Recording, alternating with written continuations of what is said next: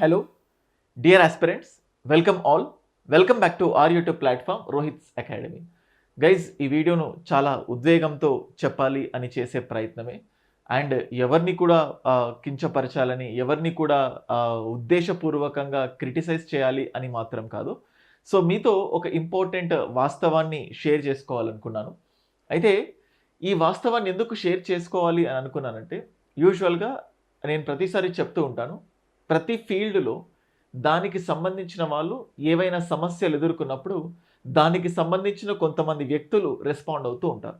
Like రీసెంట్గా gold కొనకూడదు అని ప్రధానమంత్రి గారు చెప్పినప్పుడు, సో ఆ గోల్డ్ ఇండస్ట్రీకి సంబంధించిన వ్యక్తులంతా వెళ్ళి ప్రధానమంత్రి గారిని కలిసి, సో అలా చెప్పడం వల్ల జరిగే నష్టాల గురించి చెప్పారు అని చెప్పి మనం వినే ఉంటాం.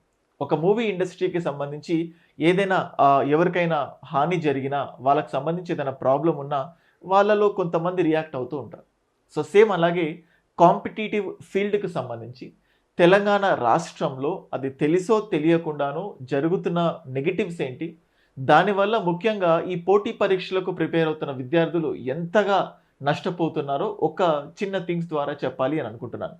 సో యూజువల్గా ఏంటంటే, ప్రతిసారి చెప్తూ ఉన్నాం, ఈ గవర్నమెంట్ పవర్లోకి రావడానికి one of the important thing ఏంటంటే, జాబ్ క్యాలెండర్ ఇస్తాము ప్రతి ఇయర్, లక్షలాది ఉద్యోగాల్ని భర్తీ చేస్తాము, ఆల్మోస్ట్ ఫస్ట్ ఇయరే ఒక 2 లక్షల వరకు ఉద్యోగాల్ని ఫిలప్ చేస్తాము అని చెప్పడం అందరూ చూసాం. సో దానివల్ల చాలా ఎక్స్పెక్టేషన్స్ ఉన్నాయి గవర్నమెంట్ పైన. సరే, పవర్లోకి వచ్చారు, నెలలు గడుస్తున్నాయి, ఉద్యోగ నోటిఫికేషన్స్ లేవు. అయినప్పటికీ కూడా ఒక చెయ్యనిది చేసినట్లుగా 60,000 ఫిలప్ అయ్యాయి. ఆల్మోస్ట్ 2.5 years అయిపోయేసరికి 1,00,000 ఉద్యోగాలు, మిగతా 40,000 ఉద్యోగాలతో 2,00,000 ఉద్యోగాలను ఫిలప్ చేసి 2.5 years సెలబ్రేషన్ చేసుకుంటాము అని కొన్ని సందర్భాల్లో ముఖ్యమంత్రి గారు చెప్పడం మనం చూసే ఉంటాం. ప్రభుత్వానికి సంబంధించిన ఎంతోమంది వ్యక్తులు, పెద్దలు త్వరలో నోటిఫికేషన్ అని చెప్పినప్పుడల్లా స్టూడెంట్స్ అందరూ కూడా చాలా ఇంప్రెస్ అయిపోయారు. మళ్ళీ ఆ పుస్తకాలు పట్టాలి, లేకపోతే ఏదో ఒక ఊరించడం అంటారు కదా, సంథింగ్ వాళ్ళు చెప్పినప్పుడల్లా వీళ్ళంతా అంత సీరియస్గా అట్రాక్ట్ అయ్యారు. ఇవంతా ఒకెత్తైతే గత కొన్ని రోజులుగా ఒక ఫ్యాక్ట్స్ని పెడుతూ, లైక్ ఇప్పుడు జనరల్గా పార్లమెంట్లో కొంతమంది ఎంపీలు సో ఏవైనా ఫ్యాక్ట్స్ని డిస్టార్ట్ చేసి తప్పుడు ఫ్యాక్ట్స్ చెప్తే వాళ్ళపైన ప్రివిలేజ్ మోషన్ పెడుతూ ఉంటాం. కానీ నిజ జీవితంలో ఎన్నో ఫ్యాక్ట్స్ మనం కొన్ని ఎగ్జాంపుల్స్తో చూస్తే, జీపీఓ వస్తుంది అని చెప్పి జీపీఓ సర్వీస్ రూల్స్ అది తీసుకొచ్చేసరికి ఆల్మోస్ట్ రిక్రూట్మెంట్ జరుగుతుంది అని ఎంత ఎక్స్పెక్టేషన్స్ చేశాం, అది మొత్తం కంప్లీట్గా క్యాన్సిల్ అయిపోయింది. అండ్ అలాగే జాబ్ క్యాలెండర్ ఎవ్రీ ఇయర్, ఇది 3వ సంవత్సరం అనుకుంటా తెలంగాణ ఫార్మేషన్ అయినప్పటికీ, జాబ్ క్యాలెండర్ ఇస్తాము అని చెప్పి ఈసారి కూడా జాబ్ క్యాలెండర్ గురించి ఏదో చెప్తారు అనుకున్నాం, బట్ ఏది చెప్పలేదు. ఒక 2-3 నోటిఫికేషన్స్ ఇచ్చి అలా రిలాక్స్ అయిపోయారు. ముఖ్యంగా వాళ్ళు ఇచ్చిన ఇప్పటి వరకు 3-4 నోటిఫికేషన్స్ ఏవైతే ఉన్నాయో, ఎక్కువ మంది, లక్షలాది మంది విద్యార్థులు ప్రిపేర్ అవుతున్న జాబ్స్ కావవి. సో అది టెక్నికల్ జాబ్స్కి సంబంధించినవి, దానికి చాలా తక్కువ మంది ఆశావాహులు ప్రిపేర్ అవుతూ ఉంటారు.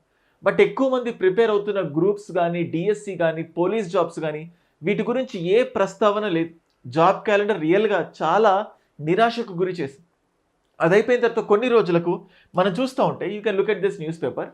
సో ఇక్కడ చాలా ప్రింట్ మీడియాలో, సోషల్ మీడియాలో, వాళ్ళకి సంబంధించిన ఈ పేపర్స్లో సో 124 అలాగే ఒక ముఖ్యమైన వ్యక్తులు ఏ జిల్లాలో ఏమేం వేకెన్సీస్ ఉన్నాయని పోస్ట్ చేసి, సో ఖచ్చితంగా ఎంపీడీఓ నోటిఫికేషన్ రావచ్చు అని చెప్పి ఇలాంటి ఎన్నో కథనాలు విన్నాం.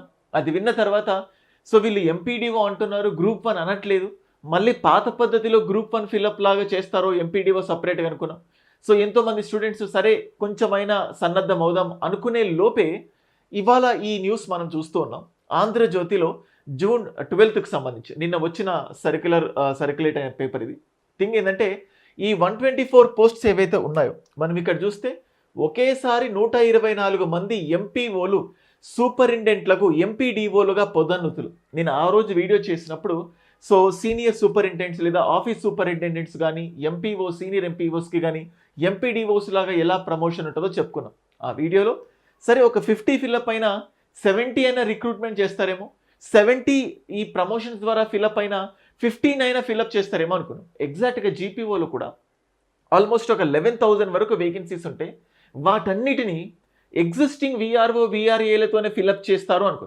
అన్ని వేకెన్సీస్ ఉన్నప్పుడు ఒక నోటిఫికేషన్ ఇస్తే ఎంతమంది జీవితాలు బాగుపడతాయి, ఎంతమంది నిరుద్యోగుల పంట పండుతుంది అన్నట్లు ఎంత సంతోషపడతారు.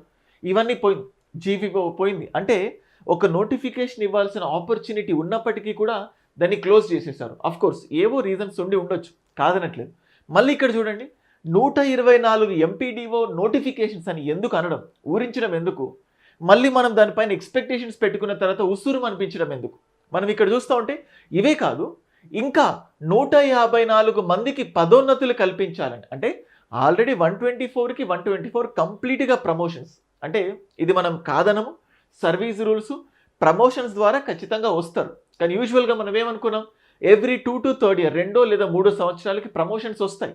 ఇప్పుడు 124 అయిపోయాయి, ఇంకా 154 మందికి మళ్ళీ పదోన్నతులు. అంటే ఎంపీడీఓలన్నీ కూడా ప్రమోషన్స్ల రూపంలో భర్తీ చేస్తే ఇంకా గ్రూప్ 1లు గ్రూప్ 2లు ఎప్పుడు ఫిలప్ అవుతాయి. మొన్న జరిగిన గ్రూప్ 1 రిక్రూట్మెంట్లో కూడా ఎక్కువ పోస్టులు ఎంపీడీఓకి సంబంధించే ఉన్నాయి. సో ఒక్కసారి ఎంపీడీఓ గురించి ప్రస్తావన చేసేసరికి సరే కొంచెం తెలియక గ్రూప్ 1నే ఎంపీడీఓ లాగా చెప్తున్నారేమో, గ్రూప్ 1 నోటిఫికేషన్ త్వరలో వస్తుందో అనుకున్నాం, ఎంపీడీఓ పోయింది. సో అంటే ఇలాంటివన్నీ కూడా, సో ఇలాంటి యాక్షన్స్, చర్యలు ఏవైతే ఉంటాయో నిరుద్యోగులందరికీ కూడా ఖచ్చితంగా కోపం తెప్పిస్తుంది. వాళ్ళ బాధలు ప్రభుత్వానికి తెలియజేయాలి. సో రీసెంట్గా మొన్న కూడా దిల్సుఖ్ నగర్లో 19,000 వేకెన్సీస్ అని ఎన్నోసార్లు డీజీపీ గారే సాక్షాత్గా చెప్పారు.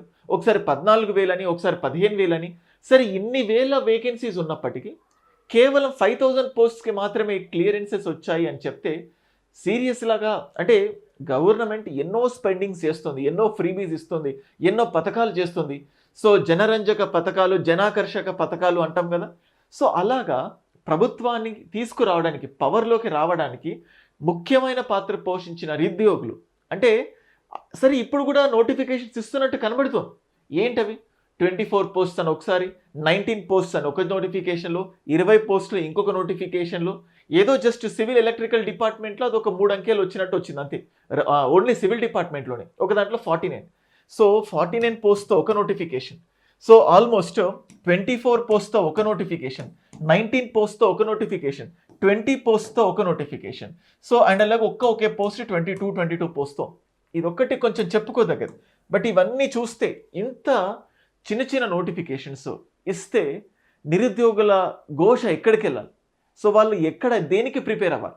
వీటన్నిటికి తోడు ఇంకొకసారి ఇవాళ మార్నింగ్ అనుకుంటా మనం న్యూస్ చూస్తూ ఉన్నాము. సో ఉద్యోగులకు ప్రమోషన్లు, మంత్రి కీలక ప్రకటన, త్వరలో మరిన్ని పదోన్నతులు. అంటే తెలంగాణ దేవాదాయ శాఖలో గ్రేడ్ 2 ఈఓలుగా పనిచేస్తున్న 26 మందికి గ్రేడ్ 1 ఈఓలుగా పదోన్నతి లభించింది. హైదరాబాద్ సచివాలయంలో శుక్రవారం దేవాదాయ శాఖ మంత్రి కొండా సురేఖ చేతుల మీదుగా ఈ ఉత్తర్వులు అందజేశారు. అంటే ఇక్కడ చూస్తే, అంటే కొత్త నోటిఫికేషన్స్ ఇవ్వడానికి ఈ ప్రమోషన్స్, అంటే ఈ ప్రమోషన్స్ని ఎక్కడ తప్పు పట్టట్లేదు. దీనివల్ల కూడా లబ్ధి పొందే ఎన్నో కుటుంబాలు ఉంటాయి, కాదనట్లేదు. సో 58 ఉన్న ఒక రిటైర్మెంట్ ఏజ్ని 60 చేస్తారు, 60ని 62 చేస్తారు. ఎగ్జిస్టింగ్ ఉద్యోగులతో పని చేస్తారు, okay. But what about upcoming aspirants, upcoming bureaucrats?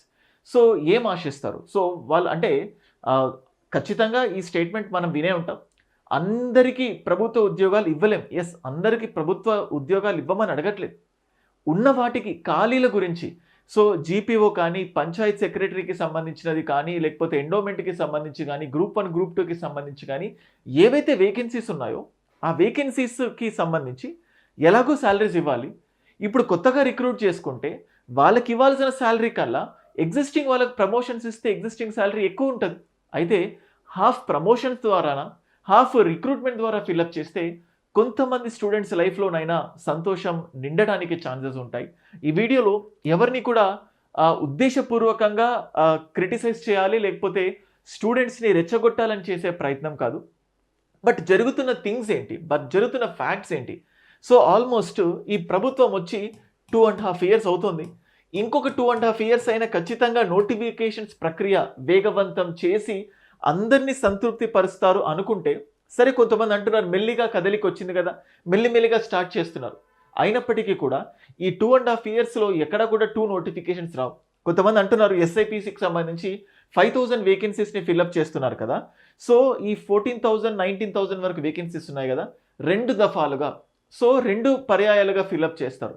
అంత టైం ఎక్కడుంది? సో ఆల్మోస్ట్ కొన్ని సంవత్సరాలు 2, 3, 4 ఇయర్స్ అవుతుంది ఎస్ఐపిసి నోటిఫికేషన్స్ వచ్చి. గ్రూప్స్ నోటిఫికేషన్స్ వచ్చి కూడా ఆల్మోస్ట్ 3, 4 ఇయర్స్ అవుతుంది. ఇది గ్రూప్ 1 గానీ, గ్రూప్ 2 కానీ. చాలా లేట్ అయిపోయింది. సో చాలామంది స్టూడెంట్స్ గానీ, కొంతమంది ప్రతినిధులు, కొంతమంది ముఖ్యమైన వ్యక్తులు ప్రభుత్వానికి చెందిన ఎంతో మంత్రుల దగ్గర రిప్రజెంటేషన్ ఇస్తున్నారు. అట్‌లీస్ట్ ఇప్పటి నుంచి భవిష్యత్తులోనైనా సో ఈదర్ ప్రమోషన్స్ రూపంలో లేకపోతే వేకెన్సీస్ ఐడెంటిఫై చేసినప్పుడు ఈ వేకెన్సీస్ పైన డిపెండ్ అయిన వేలాది మంది విద్యార్థులు ఉన్నారు. దానికోసం ప్రిపేర్ అవ్వడానికి లక్షలాది మంది విద్యార్థులు ఎదురు చూస్తున్నారు. సో వాళ్ళ బాధలు కూడా ఆలోచించి అట్‌లీస్ట్ ఫ్యూచర్‌లోనైనా త్వరితగిన సో ఆంధ్రప్రదేశ్‌లో మనం చూస్తే జాబ్ క్యాలెండర్ ఈ గవర్నమెంట్ తర్వాత వచ్చిన గవర్నమెంట్ జాబ్ క్యాలెండర్ ప్రకటించి ఏ రోజు నోటిఫికేషన్ ఇస్తామని చెప్పి స్పష్టత ఇచ్చి కొన్ని సందర్భాల్లో రిజల్ట్‌తో సహా ఎగ్జామ్ డేట్ ప్రకటించి ఏ రోజు కీ ఇస్తాము, ఏ రోజు రిజల్ట్ ఇస్తాము, ఏ రోజు మళ్ళీ మెయిన్స్ చేస్తాం, ఏ రోజు ఫైనల్ రిక్రూట్మెంట్ జరుగుతుంది అనేది డేట్స్‌తో సహా ప్రకటించినప్పుడు చాలా ముచ్చటేస్తుంది. అలాంటిది మన రాష్ట్రంలో ప్రభుత్వం అంటే పవర్‌లోకి వచ్చినడానికి రావణ ప్రభుత్వానికి ముఖ్యమైన పాత్ర పోషించిందే ఈ నోటిఫికేషన్స్, జాబ్ క్యాలెండర్. ఆ ఊసే లేనప్పుడు ఏంటి అంటే ఎటువంటి సమాజంలో మనం బ్రతుకుతున్నాము? అంటే ఏమాత్రం పట్టదా అనే ఫీలింగ్ వస్తది. అట్‌లీస్ట్ ఇప్పుడైనా ప్రభుత్వ పెద్దలు సో ముఖ్యంగా అంటే ఈ నోటిఫికేషన్స్ ఫిలప్ చేయండి, ఏజ్ పెంచండి, వేకెన్సీస్ ఉన్నాయి కదా ఫిలప్ చేయండి అని అడిగినప్పుడు సో ఈ కమ్యూనిటీ మొత్తాన్ని ఒక రెచ్చగొట్టే పర్సన్స్ లాగా పని లేకుండా ఏదో ఒకటి ప్రభుత్వాన్ని తిడతారు అన్నట్లుగా ఫీల్ అవ్వకుండా సో ఏదైతే రిక్వెస్ట్ చేస్తున్నామో, డిమాండ్స్ చేస్తున్నామో దానికోసం సానుకూలంగా స్పందించి సో అట్‌లీస్ట్ ఇప్పటి నుంచి అయినా స్టూడెంట్స్‌ని సాటిస్ఫై చేస్తారు అని అనుకుంటున్నాం. ఈ వీడియో ద్వారా చేసేదేముంది, జరిగేదేముంది అని అనుకోవచ్చు. సో ఇది ప్రభుత్వం దాకా వెళ్ళదు అనుకోవచ్చు. థింగ్ ఏంటంటే మైండ్. ఈ వీడియో చూసిన ప్రతి ఒక్క స్టూడెంట్‌కి ఒక రియలైజేషన్ వస్తది. జరుగుతుందేంటి? జరిగిందేంటి? సో ఎందుకిలా అవుతోంది అని ఎక్కడైనా టీ తాగేటప్పుడో, పేరెంట్స్‌తోనో లేకపోతే చుట్టాల దగ్గరనో ఏదైనా ఫంక్షన్స్‌లోనో డిస్కషన్స్ జరుగుతాయి. అప్పుడు ఒక నిజాలు బయటపడతాయి. సో ఇలా ఒక తప్పు జరుగుతోంది. ఇలా ఒక చెవి నుంచి ఇంకో చెవి, ఇంకో చెవి నుంచి అలా వెళ్ళిపోయి ప్రభుత్వం దాకా వెళ్ళడము, ఇలా కింద స్థాయిలో ఖచ్చితంగా ఒక రకమైన డిస్కంటెంట్ ఉంది. నిరుద్యోగుల్లో చాలా కోపం ఉంది. సో దాన్ని ఎలాగైనా దూరం చేయాలి. సో వీలైనంత త్వరగా ముఖ్యంగా డిఎస్సి కానీ, గ్రూప్స్ కానీ, పోలీస్ జాబ్స్ కానీ ఇటువంటి నోటిఫికేషన్స్ వీలైనంత త్వరగా ఇస్తే ప్రభుత్వం పైన ఉన్న వ్యతిరేకత కొంచెమైనా తగ్గుతుంది అని వాళ్ళకు తెలియరావాలి. అందుకోసమే వీడియో.